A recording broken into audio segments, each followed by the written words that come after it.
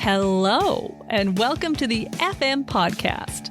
I'm Jen Fritz, and I run Fritz Media, a music publicity and digital marketing firm located in Vancouver, Canada. And this is episode number 55 of the podcast.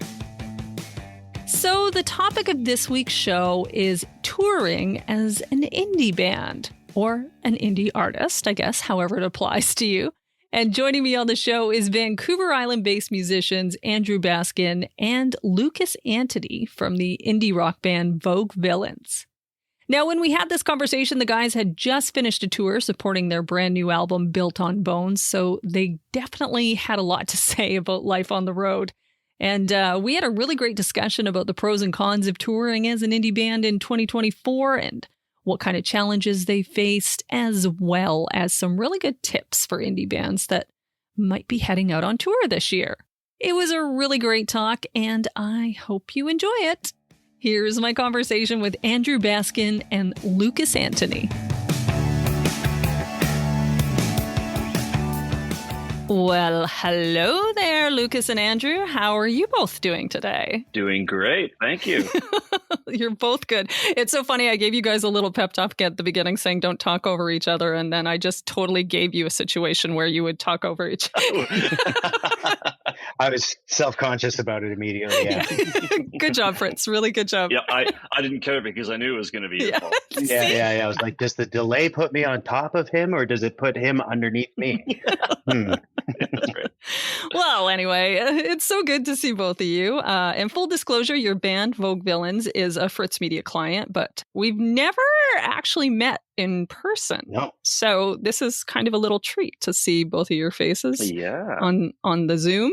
And it's nice to have a conversation while looking at you instead of just being on the phone, right? Totally. Yeah. Very nice to meet you. Brand new. All right. So to get things rolling here, I'm going to begin with a question that I like to ask all of our guests. And that is, how did you get your start in music? And Lucas, I'll let you start on that one. That's a good one. So like personally or the band? Just you. Like, how did you get involved in music to the point where you're like, now I got a band?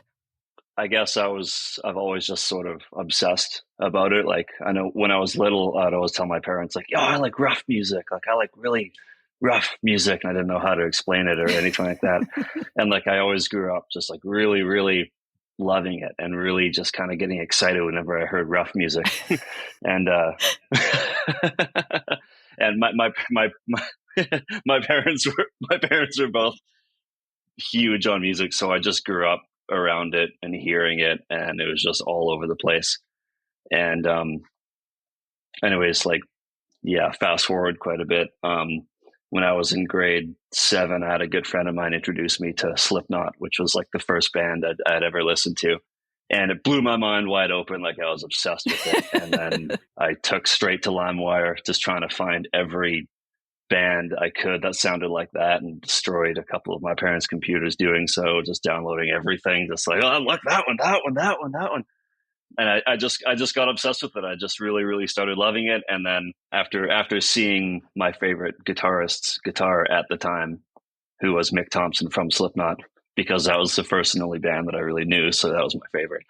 I wanted to start playing. Like, I had to. And I showed my dad that guitar, and we ended up finding it. It was a BC Rich Warlock with the devil horns on the top.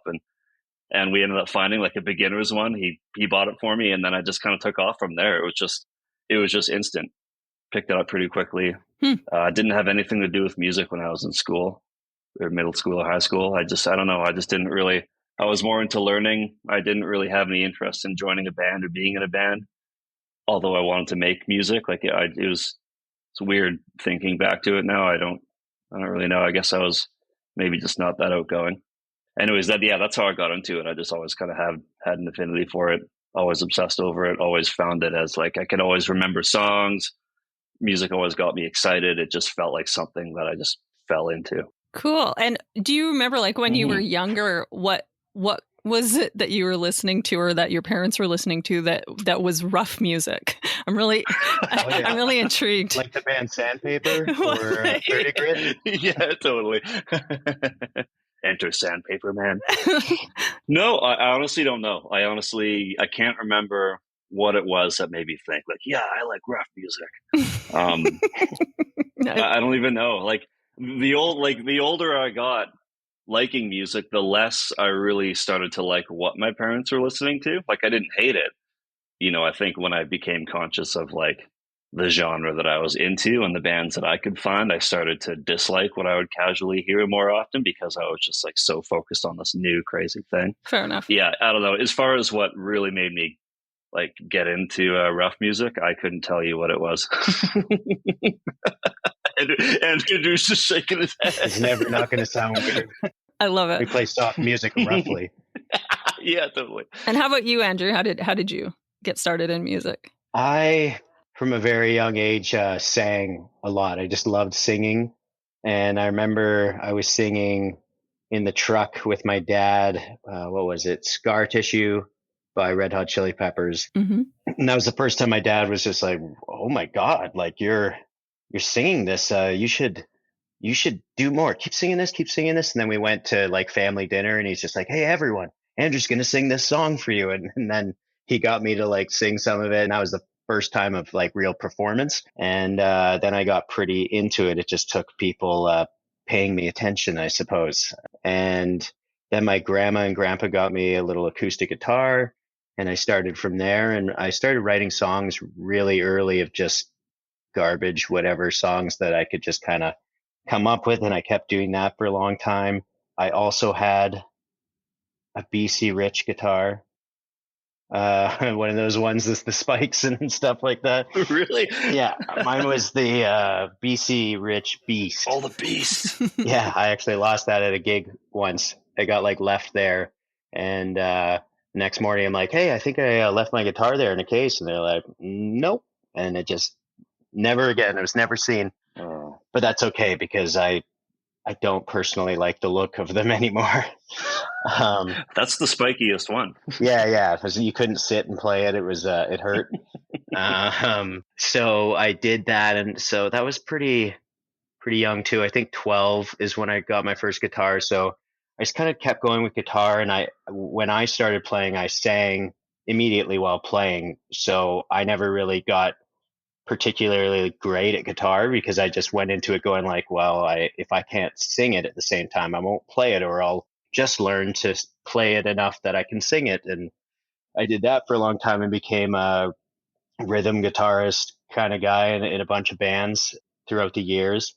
Kept writing songs, and some of them were good and some were shit. Some songs we've even taken into Vogue Villains and rewritten them like 12 years later and been like, this is good.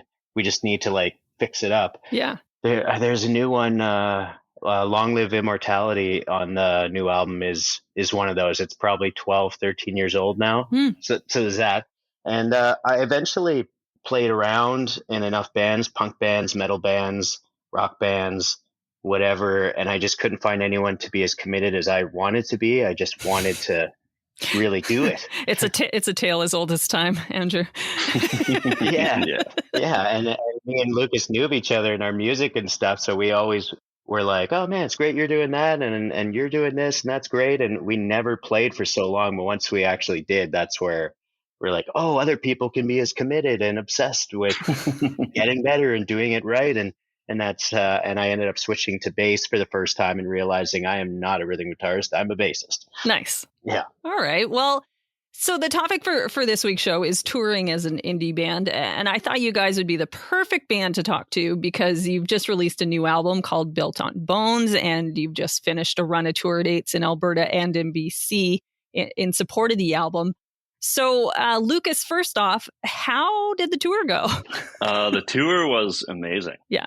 I don't think it could have gone any better. All the shows, well, most of them were pretty good. It was a lot of fun. The road trips were fun. We ended up staying with friends and family for almost all the nights, which not only helped us with the hotel situation, but it was just great to see people and visit and be hosted, right? Like the whole trip felt really good. Yeah. It didn't really, well, to me, it didn't really feel a lot like a grind, I guess. I also didn't do any of the driving, so I can't say that. but yeah, it felt really good. It was really fun. It makes me want to just go out again right now and do it again.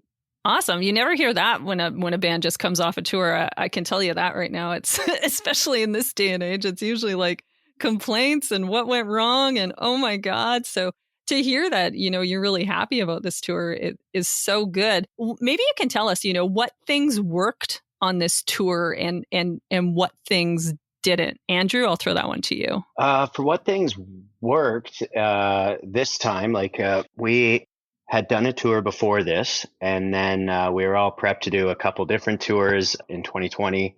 And we just got the phone call that was just like, hey, man, your year's done and next year might be done. So we took the time to rebuild, and that's when we wrote the album and everything and recorded it. But so coming out this time was resetting. So we had to kind of remember what we did before, know that it needed to be much better, and know that we're going to make mistakes along the way, because it was kind of like a refresh, like I was saying. This time staying with all these family members and friends and everything, it was so much cheaper. That was great. But we weren't afraid to spend the money on like, hey, we're going to be in this hotel all day in this city, or we're going to have to go hang out somewhere. So let's just pay this hotel $80 to stay here until 6 kind of thing. Like, instead of us wandering around being like, what are we going to do? What are we going to do? It was just, hey, let's stay in this hotel room and actually get some stuff done and do video editing and relax, because every other moment was go, go, go. Yeah. So I think knowing that, we're adults and knowing our comfort levels and what we should do for ourselves sometimes, where you might end up grinding too hard unnecessarily. Yeah. It's like, you want to save every buck, but that was a great idea that Lucas had. He's like, why don't we just see if we can pay them to just stay longer and not stay the night? And so that was... That's a good idea, Lucas. Really smart. It was also snowing like crazy. Like, I don't know what we would have done. Where could we, like, unless we go to like a bar and sit inside somewhere else. Like, it was snowing like crazy outside. Was that still in Lethbridge, I think? Or was it Calgary? I can't remember where that was. I think it was Lethbridge. But we would have just ended up going to pay to drink somewhere and hang out or something. Yeah. Instead of actually relaxing and getting some work done at the same time. Yeah. So that was good that was a good idea that he had, and just to keep that in our pocket. And I realized that as much as staying with everybody is really nice, that I'm the kind of guy who needs to recharge. So it was nice that we had little hotel breaks and just the feeling every once in a while, just be like, I don't have to be on. Yeah. Not that anyone was forcing us, but it's like, hey, I haven't seen you guys in a year or two. Like, oh my God, that's so great. Let's party. You're here. And we're like, we don't party that much once the show's done. Yeah. We kind of go back to our room and just try and get to sleep so we can keep going. Yeah. No, I get that. I totally get that. It's a different experience staying with somebody. That's right. Yeah. All right. So you guys are an independent band, which means you're basically doing everything yourself, which can make things really, really, really hard. Looking towards the future, what are some things that you think would make things easier for you? Like, maybe is it having a booking agent or getting a label? Lucas, what do you think? Not really having much experience with any of those things. It sounds like they would all make it a little bit easier. Mm-hmm. I'm not too sure. I think one thing that I know I would really appreciate is to be able to sit down and talk to somebody, tell them what we're doing, what we've done, how we're doing things, and just get some straight up advice. Like, hey, do this. Hey, don't do that. Hey, that was wrong. Hey, this is really good. Hey, these things you're doing, keep doing it, because it's actually, you're doing good, right?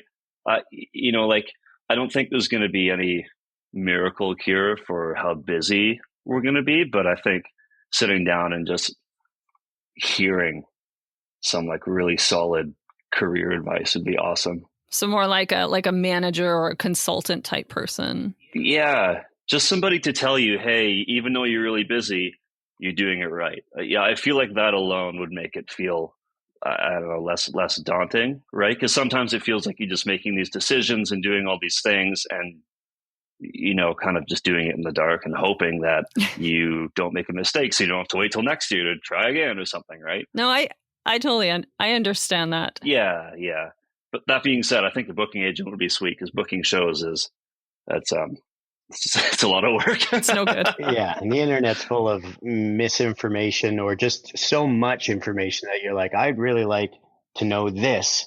And it's just like you ask Google, and you get all this information. You're like, okay, well, they all conflict each other, and we just need to plan a tour. We just need to release a single. We just, there's so much information that just to have somebody or people and stuff, it's nice that we can bounce things off of, especially as we've made more connections in the business over the years. Mm-hmm. It's nice to have those people to just go, hey, what do you think?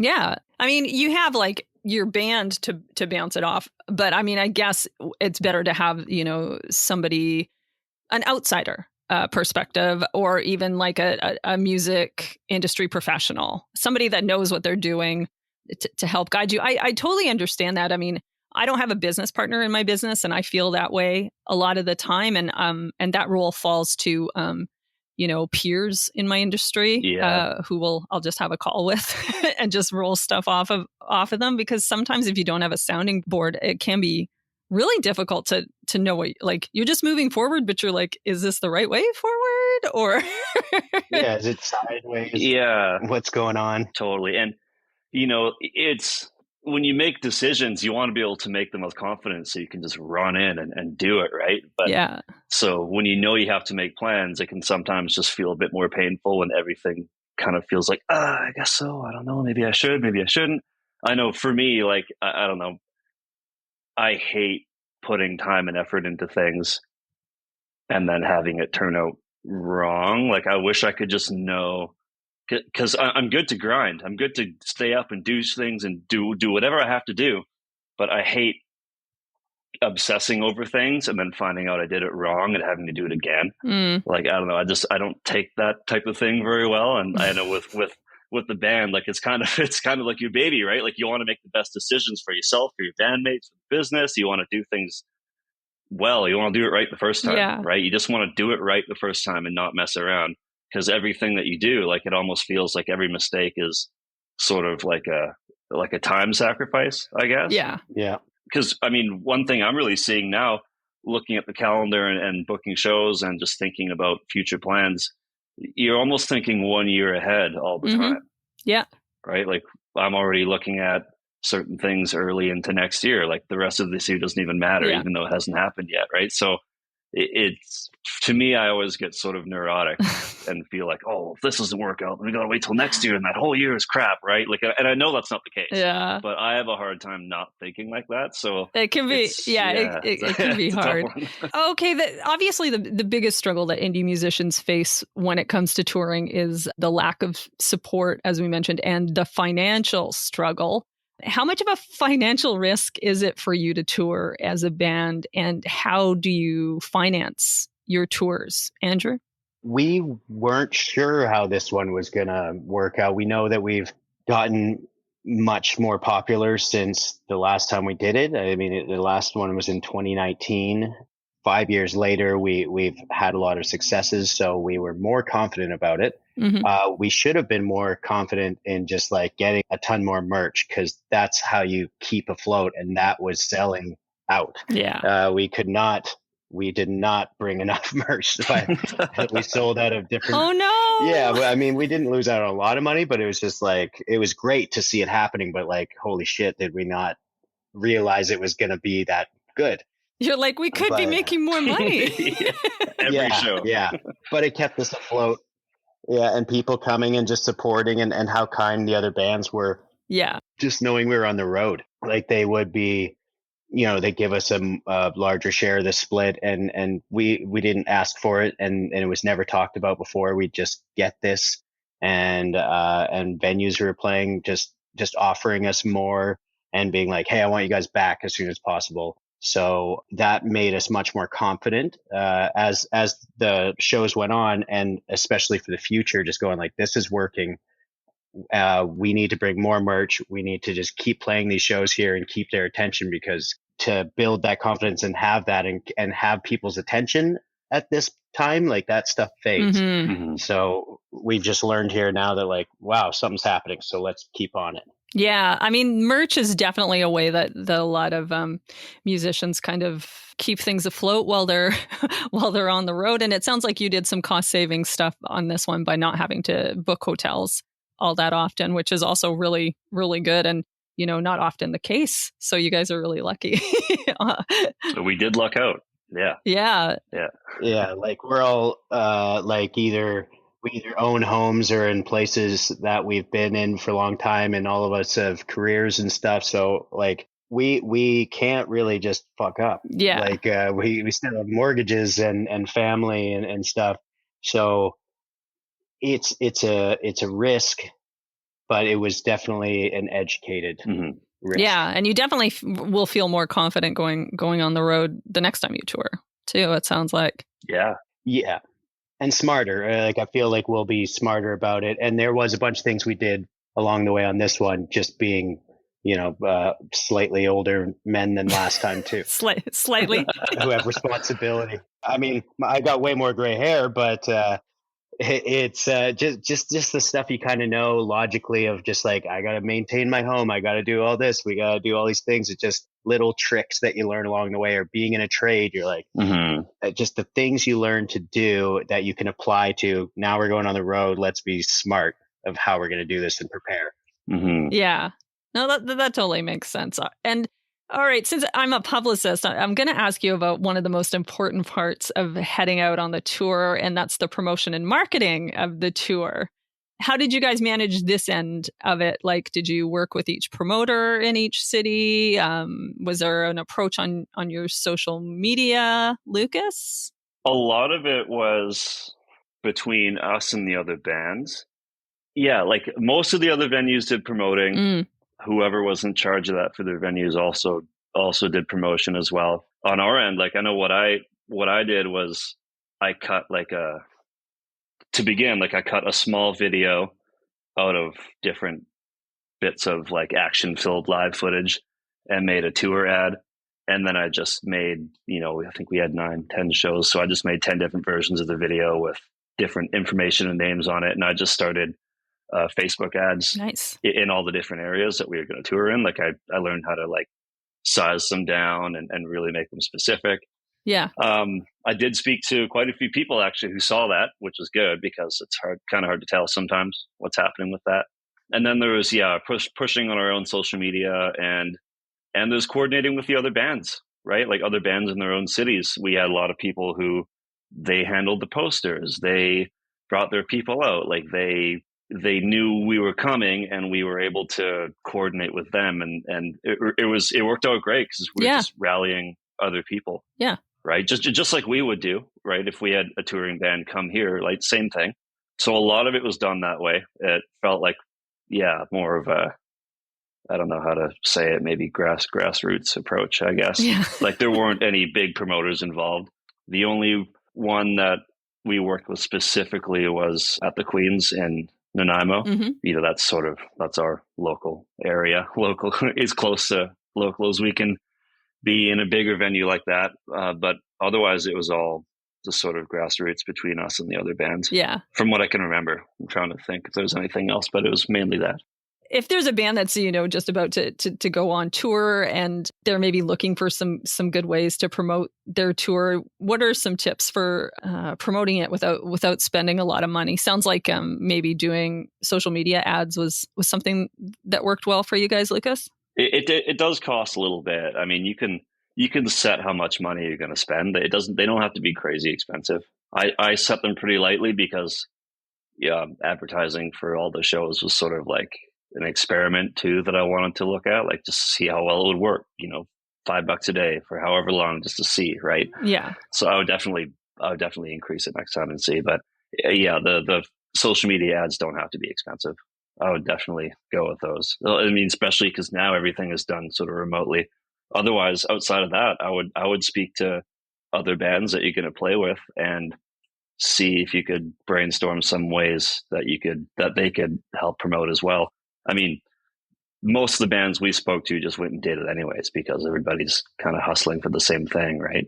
But outside of making ads, I would say plan with other bands, see if they can sort of be your street team in another city, right? Totally. And something else that's good too, which I didn't do, I meant to do, but make your poster, add video, any content you need, and send that to all the venues. So if they're a social media person posting things on their feed or stories, already have content that you made specifically for it. So they don't have to worry about sharing the wrong thing. You already gave them the right material. Yeah. Yeah. And make that stuff in general, like make a little video, like, exactly. Hey, here's some highlights. Just make that little reel that's a certain amount of time before you go that you always can add the information to. Mm-hmm. So, and I can't take credit for that. That I learned from our friend Malcolm Owen Flood on his, he had a music business podcast called Your Band Sucks. Is it Your Band Sucks at Music? I can't remember now. I feel like Your Band Sucks at Music was a joke they made. Business?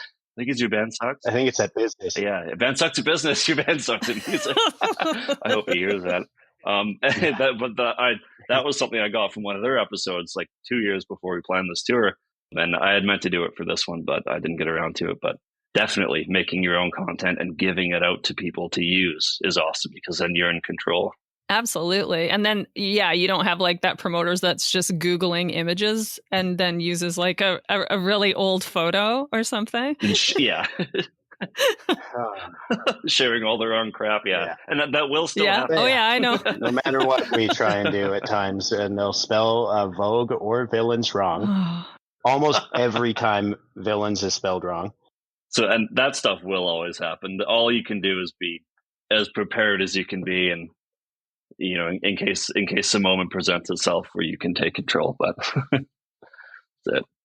All right. Well, since you guys have all of these tour miles under your belt, and you've given us some good advice about the promotion of these tour dates, is there any other tips that you could offer to indie musicians that want to hit the road? Some tricks that you've learned maybe, or something like that, Andrew? Yeah, just little things you got to kind of like learn about yourself along the way, and just being like even expressing like what you want. Don't just wait for a sound guy to kind of set you up in a certain way and then go, okay, now can you change all that? Like just kind of just go up to them preemptively and just be like, hey, just so you know, before we start, if this is possible, we'd like this, this, and this. It's important that we all have equal vocals. You don't have to control that. We work on mic control. Like, so just as long as we're equal, we want that ability to do that, because nothing sucks more than you play a great show and then you get down, people are just like, yeah, I couldn't hear that guy ever. And they're like, but we could hear you really loud. And I'm like, well, I'm not always the main singer. Like there's songs where we switch lead vocals and we practice for a reason, like to make everything the way it is. We spend a lot of time practicing. So I think going up to them with like a good attitude and just being like, hey, just trying to get ahead of this, just to not waste your time or our time. This is really important to us. We really want to hear our vocals. So if you want us to turn down our amps, we'd rather do that than you get to a point where you're like, I can't turn up your monitors anymore. Kind of. We'd rather be a quieter band who rocks anyway. Like you can't tell the difference. Like there's bands that are so ear piercingly loud, and we're like, we're just quieter. We can sing and be good at singing and still rock just as hard. And it feels like a full show.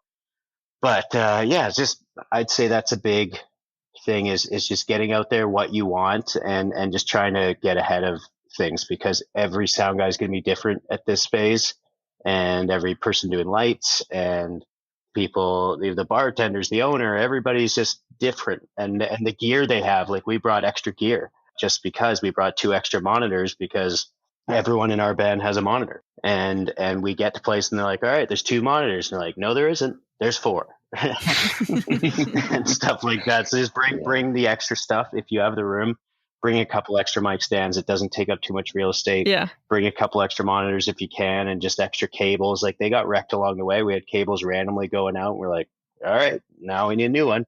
Luckily we brought some spares, and other times, luckily people offered us things right in the moment when we needed it. And even Lucas's guitar broke a string at a really inopportune time. And another band member of another band just like walked up with his guitar right away, was just like, figure it out. In the middle of the song, he's just bring a spare guitar. Yeah, bring your spare guitar. And like with Rob, we should really like go over our guitars really well. His screw for his strap fell out while we were playing a show, and I'm looking at him like, this guy's drunk, he can't even put his strap back on. I'm like, all I can see is the corner of my eye. It's just him trying to get it back on, but the whole screw came out. Aww. So it was just like, oh man. And he hand screwed it back in while he's trying to do his parts on keys and guitar. And so that, just be prepared, really check over your stuff, look at all those dumb things that can happen, spare things, and try to get ahead of stuff. Mm-hmm. Yeah, that's great advice. Lucas, you got something to add? Yeah, a little bit. I mean, Andrew covered a lot of it there. Like, you really, before going on a trip like that, get to know what you want. Like, get to know what your sound is, get to know what you want, be professional, because you're going to be going from venues that are totally unpredictable. You might not even have a sound person. You really want to make sure that your setup is fluid, make sure that you can really dial in the tones you like, between like your guitar players, your bass, your drums. Just make sure that you can set up yourself and get to a point where you can sound good, right? Like, I think it's probably just good practice to do that anyways, whether you're going on tour or not, is to just be able to set yourself up as a band and kind of have an idea of what you sound like, who should do what in this scenario, who should be louder, who should be quieter. In case of this, let's do this, right? Like, I think it's just really good to be able to know yourself, right, as a group, so you're not always at the mercy of something else. Oh, totally. And something else too is like, just take care of yourself as much as you can on the road, right? Like, bring food, bring a cooler. Don't drink your face off every night. I mean, you're gonna be tired. The drives are long. The setup always feels crazy. Like, you have 30 seconds to set up and play, go, right? And then all of a sudden you're playing and the show's over, and now you're tearing down as fast as you can for the next band. And like, the nights just like, they fly by, right? They're tiring, and you're loading at night and it's cold and it's dark and you're getting it back to your hotel at 2 a.m. Like, I think a big thing is to just really make sure you're taking care of yourself, because like, it's fun, but it's hard. Like, it's really, really busy. Yeah. It's nonstop. Even with the prepared stuff, I was just thinking as you were talking, like, obviously take care of yourself, prepare yourself to be around people. First of all, your bandmates, and you got to be like, all right, we got to be able to be like, able to drop things, or when they need to be dropped, or pick things up when they need to be discussed, or there's people that you run into and you get to the venue and they're like, I'm pretty sure this guy hates us for some reason, and I don't know why. But it's like, don't blow up, because by the end of the night, he might be like super obsessed and into you guys, and just like, I want you back. I want to play. You guys are great, and all these different things. Like, so don't just blow up. Just try and keep it cordial, keep it straight, and blow off the steam with your bandmates and stuff. But like, people are tricky, and you're coming in from out of town, and they maybe just don't work like you do. I was going to say that a lot of the time you end up doing a lot of gear sharing at this stage. So most of us have amps that we'll throw into someone else's cab, or a lot of people use my cab, and I say they can use my amp. Make sure you take a picture of all your settings. Make sure you know that if you're not, I'm on a 212 usually for my bass, but if you put it on a 410, it sounds way different, and all my pedals sound different. So I need to go and think about that before I go on, and then I go, oh man, we sound terrible. I can just hear everything like going pat, pat, pat, pat, pat, pat. Like, just get used to your gear and stuff, and like loading. We help everyone in the band load. Rob has the most stuff. He's a keyboardist who plays 2 keyboards through a laptop, and he has his guitar. And so and then there's the drummer, Nate, who has way more pieces than us. So like, the first thing we focus on is getting those 2 ready to as far as they can, where we feel like Lucas and I can get ready and we all end around the same time, but we're always helping each other, always making sure that we're doing this together, because it's not like, well, I'm the vocalist, I don't have to carry a guitar. It's like, fuck off. this is our shit, and that's the way it is, and help other bands. Why not? Yeah. No, it sounds like, yeah, just having a positive Mhm. attitude all around is Yeah. probably the best way to get through those long days. Because Totally. yeah, you're gonna have shit thrown at you, and you're gonna have people with bad attitudes. But you just smile and say, okay, no problem. Yeah, and it just becomes a crazy story later. Totally. Think of it that way. Yeah, it's all you can do. When you're like, this is fucked. What is happening? And then you just go Mhm. like, well, at least I'm going to tell people this for years to come. Be calm, be professional, treat every performance and every stage like it's a privilege. Don't be a rock star, right? Like, you're not too good for anything, right? So just, Mm-hmm. yeah. Yeah, absolutely. Mm-hmm. That's right. That's great advice, you guys. I love that. So wrapping things up just a little bit here, you guys released a new album this year. You just finished a tour. What have you got planned for the rest of the year? Lucas? You said you were already looking to next year and you're mad at this year. Totally. Well, yeah, we've already sort of sat down together and made a brief plan for the rest of the year as far as shows go, which we did in that hotel we were trapped in because of the snow. Mm-hmm. Yeah, and so we're just going to look at booking the rest of the year as far in advance as we can and just keep going, hitting shows hard, hitting new audiences hard now because the album is still fresh, right? I mean, we went on a small release tour, but we still have the album's still here and fresh, so we still want to get out in front of people as much as we can. So yeah, we're just going to look at booking the rest of the year Mm-hmm. and just staying busy, staying in front of people. We already have our next Alberta run kind of half done already. We did a lot of speaking about small clusters of shows, doing flyouts into areas that we haven't been to. Alberta was really good to us. It was really inspiring. A lot of people were really digging what we were doing. So we're going to try and, we're going to get back there as soon as we can and hopefully see how that goes and push further. Yeah, I mean, that's a good plan. Alberta's rock country, so You could feel it. It was Mm-hmm.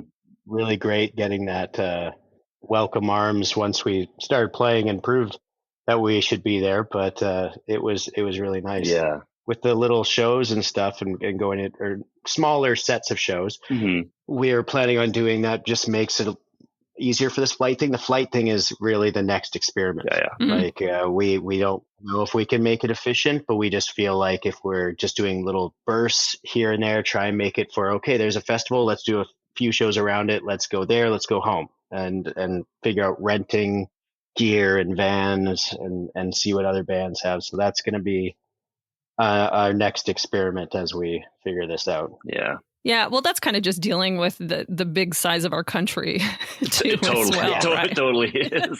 Yeah.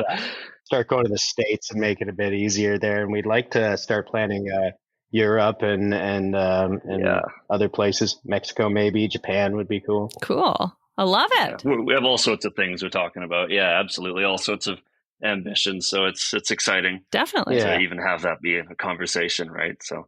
And we're starting to write again, which is nice because we've just been so consumed for so long.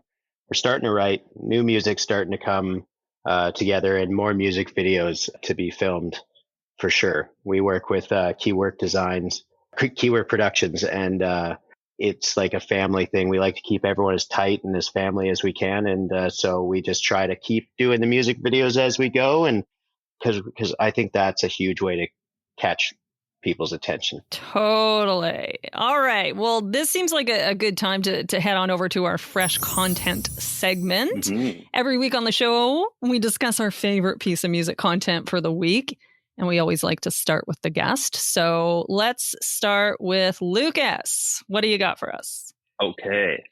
My favorite piece of content right now is the new album from Queens of the Stone Age, In Times New Roman. Ooh, they just canceled in Edmonton. Did you see that? I saw that, yeah, due to illness or something like that. Yeah. And they played the next show, though, so I don't know what happened. Yeah. I love it. It's I don't even remember when it came out. Who cares? I don't know. Who cares? Who cares? I'm still obsessed with it. It's one of my few albums on my list where I like every song. I'm not sick of it. I haven't stopped listening to it. I love it so much. It's a great record. I love it too. It's so good. So good. Yeah. It's coming in hot in their later career being like boom, and you're like, whoa, a perfect album They're just man, it's incredible. Did you guys see their performance at Glastonbury? Have you watched that? I think I've watched parts of it. Was that where he was like down in the crowd? It was just last year, but if anyone is just like, show me a band that kills live, that is the video I pull up on YouTube, because there is no, like, first of all, Josh Homme, fucking rock god. Okay, we can all agree with that. So legend. And it was just, it's one of those performances you're like, oh, I get it. I understand why this band is who it is. And if people haven't before, like, wow. Mm-hmm. That's a great way to get them into it for sure. But people, it's amazing how many people, they're still one of the biggest, greatest rock bands ever and still doing new shit. Oh, yeah. And how many people still like, who? And you're like, no, totally. It's true, right? They're the perfect niche, man. I would rather be that all day long than and have those constant fans. Well, it's true, because you can still make the music you want to make, right? Yeah. Yeah. And everything they do is exciting. Like, you really never know what's going to come next. And that's always been that's a huge goal for us too, is to just be able to create like that, where it's like, you don't know what's going to, like, we don't even know what's going to come next. Right. So it's awesome having like albums like that to be like, oh, okay, cool. Here's more fuel for the fire. Right. Like, it's exciting. Yeah. Yeah. All right. So Andrew, what is your fresh content? Over the years, I've just found so many more acts that I'm just extremely impressed by. First, I'd like to say, like, our best friends in the rock music scene and stuff like that, Under the Mountain, they're releasing their new music finally that we've been privy to long before this, just like they were privy to our album long before. And we've all just been like shaking, waiting for each other to release music. So they just released their new single, Play Our Way, like last week, I think, with a new music video. And they're great, like just a hard rock band, powerful. Watching them perform is incredible. They're those ones that'll make your ears bleed because they'll hand out the earplugs so that they don't bleed too much. Yeah. You know what? That sounds like rough music, Lucas. Under the Mountain is rough music. Yeah. Rough. Rough music. Yeah. But then another band that I've become obsessed with over the years is called D-Mob Happy, or D-Mob Happy, depends how you pronounce it. They're, I think they're in England, but they just did a North America tour. I didn't get to catch them on it, but they are incredible. If you guys haven't checked out the song Hades Baby and watched the live performance of it, which makes me want to kill myself because it's so good, then please check that out at Abbey Road Studios. It's so good. If we could one day start playing like with bands like that and just go over there and have them cradle us and take us across Europe there, that would be amazing. But their new album Dream Machines came out a little while ago, and it's great. Awesome. All right, well, my fresh content for the week is less rock but still amazing music. It's the band Hurray for the Riff, Raff, and it's their song Snake Plant, just from their new album The Past Is Still Alive, that just came out at the end of February. It's one of those songs that I just can't get out of my mind. It's kind of a gorgeous sort of stream of consciousness song, feels nostalgic. She's kind of like riffing on stuff that happened in her childhood, with her family, with her friends. It just feels like you're being taken like through her hometown and on these journeys, like with stuff you did with, your friends in your youth. It has that sort of nostalgic feeling to it.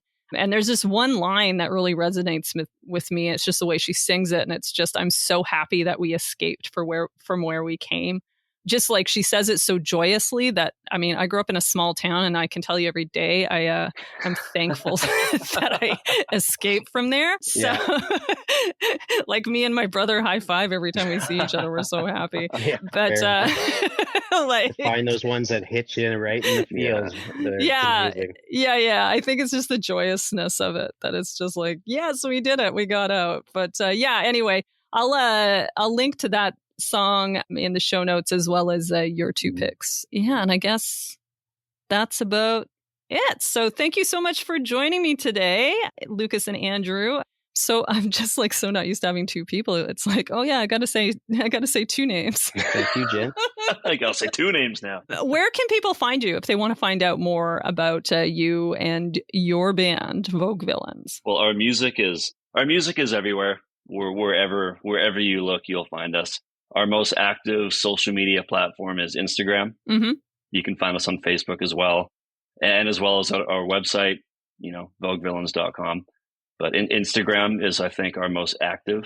If you want to look at what we're doing or say hi or whatever, mm-hmm. that's a big one. I'm always on my phone. I live on my phone. Spotify and stuff all the streaming platforms, but Spotify, the Bands in Town thing that's attached to it, that helps. Yep. Yeah, totally. They can see. Yeah. And see where you're playing next and all that. Yeah, totally. And I always have to make sure that we push our YouTube. We're constantly putting out stuff, whether it be just little things or a full music video or a live video or just here's a track from the album or here's a live version of it, doing an acoustic kind of thing. But we have a lot of stuff on there and we're really proud of it. And a lot of it's just stupid, fun music videos and stuff, but it means a lot to us. So anytime people can go and do all those things that we hate saying, subscribe and follow and share and comment and all those spam words. Smash. Yeah. Don't forget to smash that subscribe button. Yeah, exactly. It's been fun saying that live, actually. All right. Well, thanks again and have a good rest of your day, night. I don't know what it is now. Night, I guess. Yeah. Bye. Bye-bye. Okay, thank you so much for having us on. Thank you. See ya.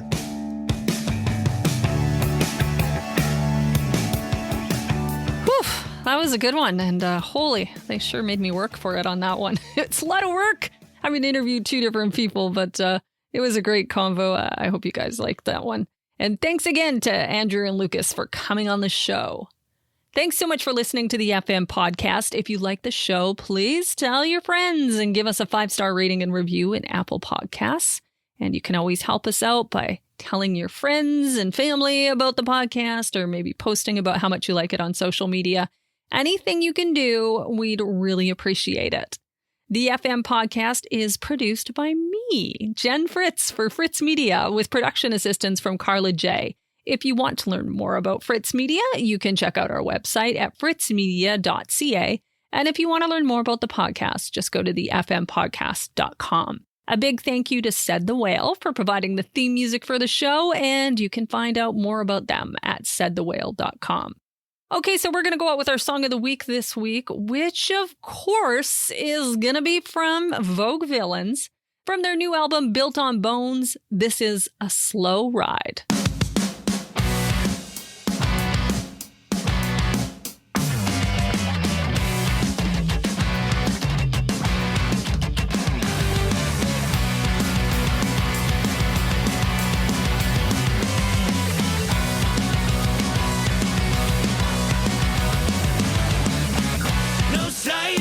No mind, desperation, aggravation, I can't find no. These fucks ain't mine. I don't need the pressure, 'cause you can't